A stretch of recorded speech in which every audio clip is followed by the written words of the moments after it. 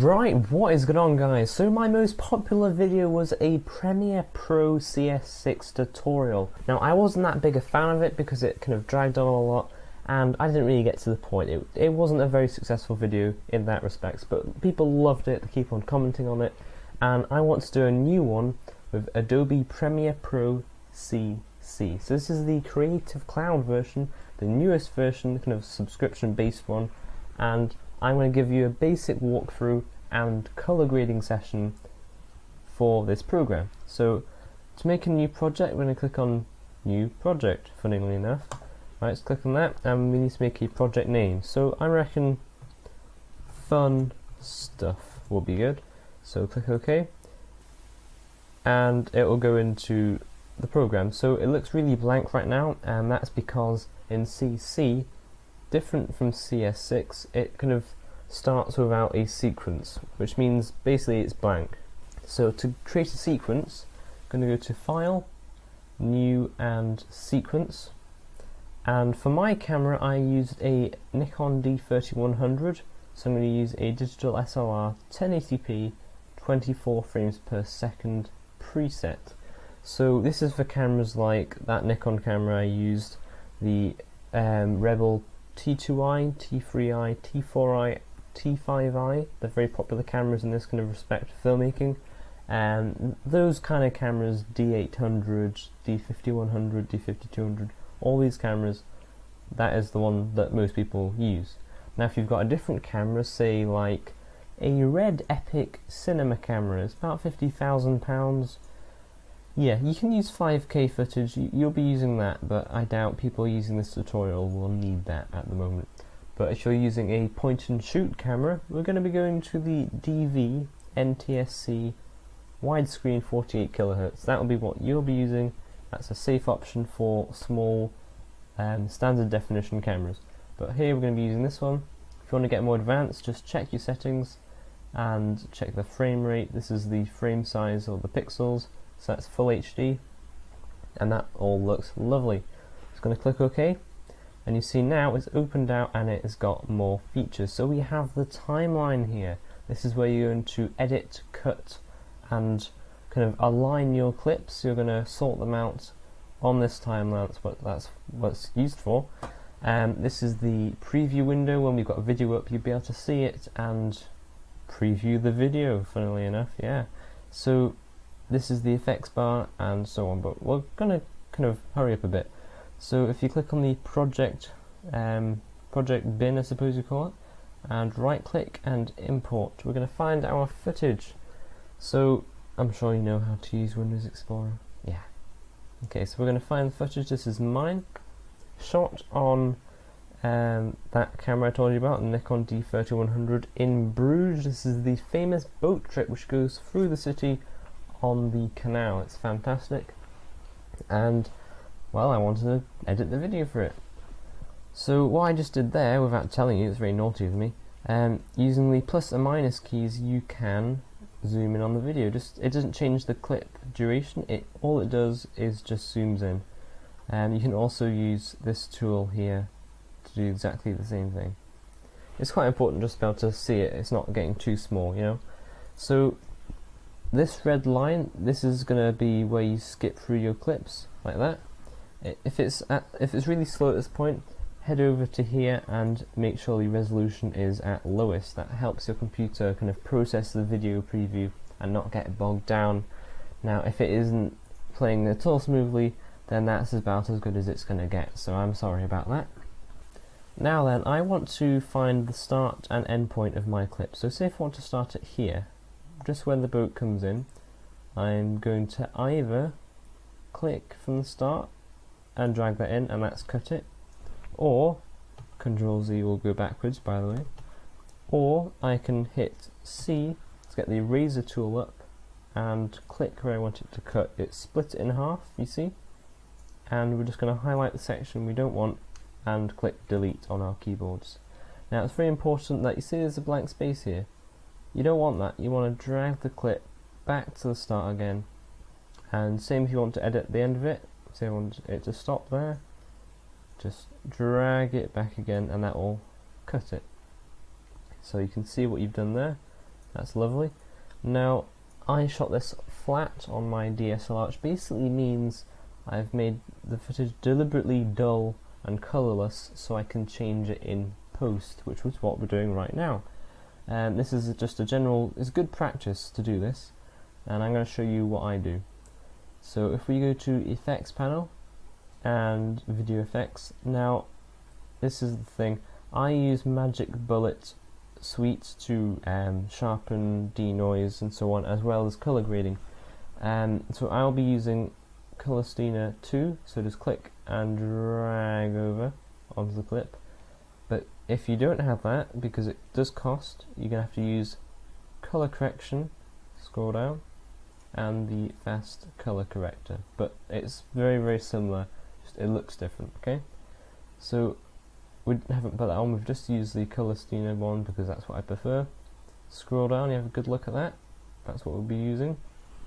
And again, really recommend this one, it is a really good program. I prefer it for the inbuilt colour correctors, it's just nicer. Philip Bloom also uses it for his colour correction, which is always a good sign. Good old Bloomy, eh? So we're going to use this to brighten the colours up and make it look realistic, because right now it's just really dull. So there's lots of different things you can do, but what I normally do and what is good practice is to do the general, taking the shadows, just click and drag, taking the shadows to the blue section. Now it may be a bit slow, but that's fine, you just have to live with that, I'm sorry. Taking that to the blue, okay, it may have got darker, don't worry about that at the moment. Using the mid-tones, taking that to the warmer tones, so you like yellow, orange, red, like so. And you can leave the highlights if you want to. I normally do, unless, say if you've got a white wall and you want to change the colour of the wall, that you'd be using the highlight tone for that. But for skies, you want to keep it a normal colour. That's just a general rule that I keep to. But we'll just leave it at that for the moment. Now also, you see, it still is dull, isn't it? It doesn't look normal. So we're going to take up the saturation just by clicking and dragging. Now I'm going to take all the way up to full, like that. There we go. But also it doesn't look very contrasty, it still looks flat. And most people, to add contrast, will pull down the shadows like so. Now that's not the way to do it, because if you look, it actually crushes the detail, it crushes the shadows in fact, and you lose detail there, which is really bad, it's unprofessional. So what I do, and what the professionals do, is you take down the mid-tones, like so, just only a bit, like that. Notice it gets darker, that is fine, because you then correct it using the highlights, like so. So use the highlights, and we're just purely using it to get the right exposure. Now be careful not to clip any of your highlights, which means basically don't have it too bright, because then you'll lose detail in the highlights. Okay, so that's looking a lot better now, and if you want a comparison of how it looked before, just go back up, and this normally shocks people, it shocks me, because you can forget about how it used to look. And next to the colour scheme there's an FX button. Click that, and that's what it looked like when we started. Quite amazing, isn't it? Tick it, and that's where we've got to. So it's really quite nice. If you do notice, say if you wanted to zoom in on the picture, just check things, go to fit and choose your zoom percentage. I'm going to choose 150, and click the H on your keyboard to pan around the image. So I just want to check something here. You see that's a shadow there, it's a blue shadow thanks to our colour correction, that's fine. But if we toggle this off, we have actually lost the detail. There used to be bricks there. We don't want to lose the detail, so what you can also do is bump the exposure up in the shadows a bit, and see that's coming back again quite nicely, and we've got the detail back from how it used to be. There we go, toggle, it's back how it used to be now. So if you want to get back to the same zoom, go back to fit, and I'll toggle our settings back on again. But we have lost a bit of contrast, so remember what we did to add contrast? Simply go to the mid-range and take it down again. And we've still got the full dynamic range and it looks lovely. Now another popular thing that people want to do is make it super widescreen, so i.e. black bars across the side, or the top and bottom. Now in my last tutorial I mucked up because I told you to get a printout of black and white bars and simply put it over the top. That was a load of rubbish, I'm sorry for that, and people keep on asking. I'm sorry, leave it, okay? If you want to add black bars, go to File, New, Sequence, so remember we did this before, and go back to your preset again, but then go to Settings, and this is going to depend on the resolution of your camera, but say if it's Full HD like mine, go to Horizontal, no, got that one wrong again, Jason, okay, go to Vertical, and change it to 800, and notice when you click off, it changes it to 12:5, that is anamorphic ratio film. So that is basically anamorphic, comes from an anamorphic lens which is stretched to the super wide viewing angle, which is 12:5. So if you're using 720p, I'd recommend 500 or 600 pixels vertical, and the same, I'm sure you can work this one out, just get the right ratio, 12:5 is ideal.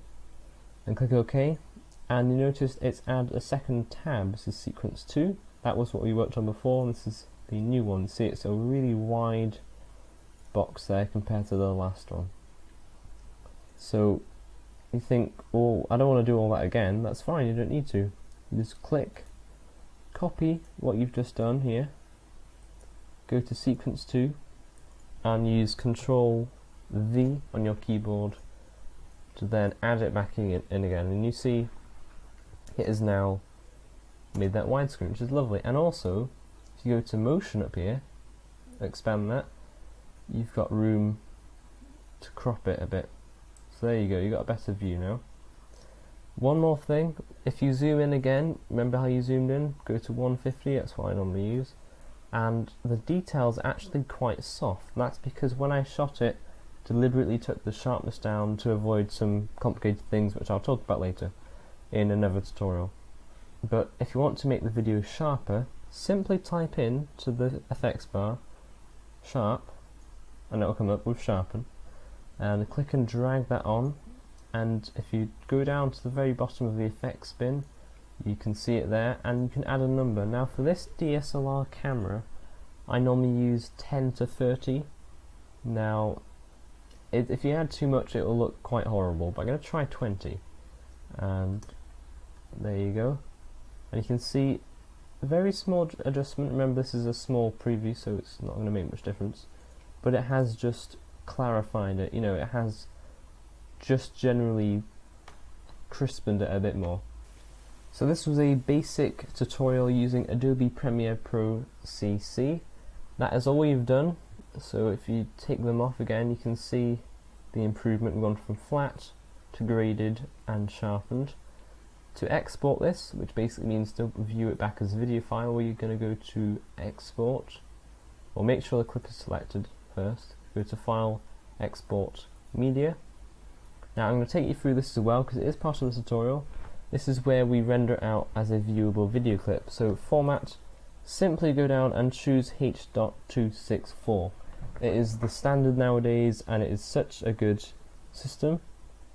And for some reason my editor has packed up. Why? There we go. Right, so it's come back now. Yeah, it can pack up sometimes. So use H.264. Like I was saying, it's the standard, and it's used for everything nowadays, and it's a very good encoder. Now you can see it's automatically used match source high bitrate. Just select that, and I'll take you through what it's done. It's basically automatically looked all the settings and matched it. So it's matched the pixels, which is our widescreen, it's matched the frame rate, and it's matched the aspect ratio of the pixels, everything else as well. Now that's fine, you can leave that because it's done it correctly, but at this point, bitrate, now this is how much compression is done to the video. So if you want a really high quality look, then you can say you can give it 20 megabits per second, and that will be really high quality compression. But it's a big file size for this clip, 15 megabyte for a 6-second clip. If you want to upload to YouTube, have still good quality but a small file size, then 5 megabits per second is my personal limit for full HD video. That is as low as I would go for full HD video, and it still looks good. Like I said, please, comment, subscribe, follow me on Facebook. I've got a page for that, I update regularly for that, and Twitter. I also tweet out things for the channel, and I will see you soon.